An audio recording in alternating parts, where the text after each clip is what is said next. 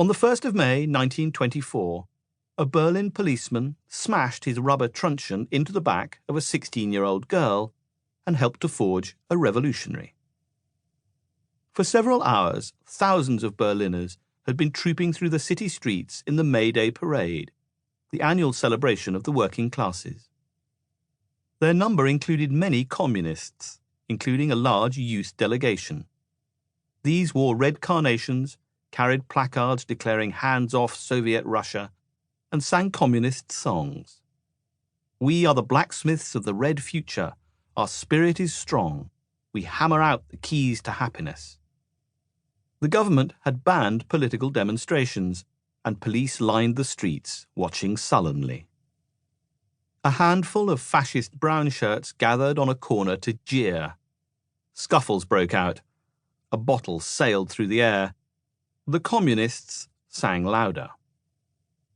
At the head of the communist youth group marched a slim girl wearing a worker's cap, 2 weeks short of her 17th birthday. This was Ursula Kaczynski's first street demonstration, and her eyes shone with excitement as she waved her placard and belted out the anthem, "Auf, auf, zum Kampf." Rise up for the struggle. They called her Whirl, and as she strode along and sang, Ursula performed a little dance of pure joy. The parade was turning into Mittelstrasse when the police charged. She remembered a squeal of car brakes that drowned out the singing, screams, police whistles, and shouts of protest. Young people were thrown to the ground and dragged into trucks.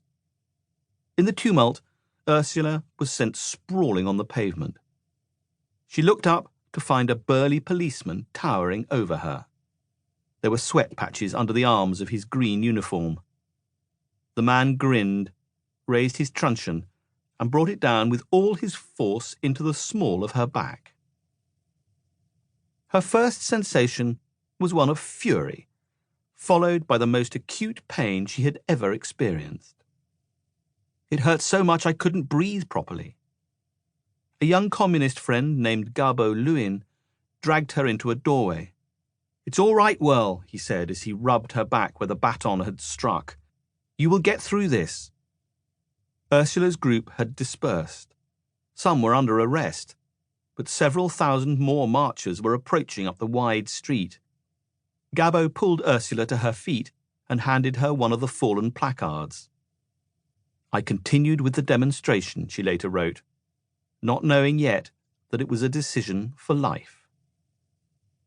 Ursula's mother was furious when her daughter staggered home that night, her clothes torn, a livid black bruise spreading across her back. Berta Kaczynski demanded to know what Ursula had been doing, roaming the streets arm in arm with a band of drunken teenagers and yelling at the top of her voice. "We weren't drunk and we weren't yelling," Ursula retorted. "Who are these teenagers?" Berta demanded. "What do you mean by hanging around with these kinds of people?" "These kinds of people are the local branch of the Young Communists. I'm a member." Berta sent Ursula straight to her father's study. "I respect every person's right to his or her opinion," Robert Kaczynski told his daughter, "but a 17-year-old girl is not mature enough to commit herself politically. I therefore ask you emphatically to return the membership card and delay your decision a few years." Ursula had her answer ready. If 17-year-olds are old enough to work and be exploited, then they are also old enough to fight against exploitation. And that's exactly why I have become a communist. Robert Kaczynski was a communist sympathizer, and he rather admired his daughter's spirit, but Ursula was clearly going to be a handful. The Kaczynskis might support the struggle of the working classes, but that did not mean they wanted their daughter mixing with them. This political radicalism was just a passing fad, Robert told Ursula. "In 5 years, you'll laugh about the whole thing." She shot back. "In 5 years, I want to be a doubly good communist."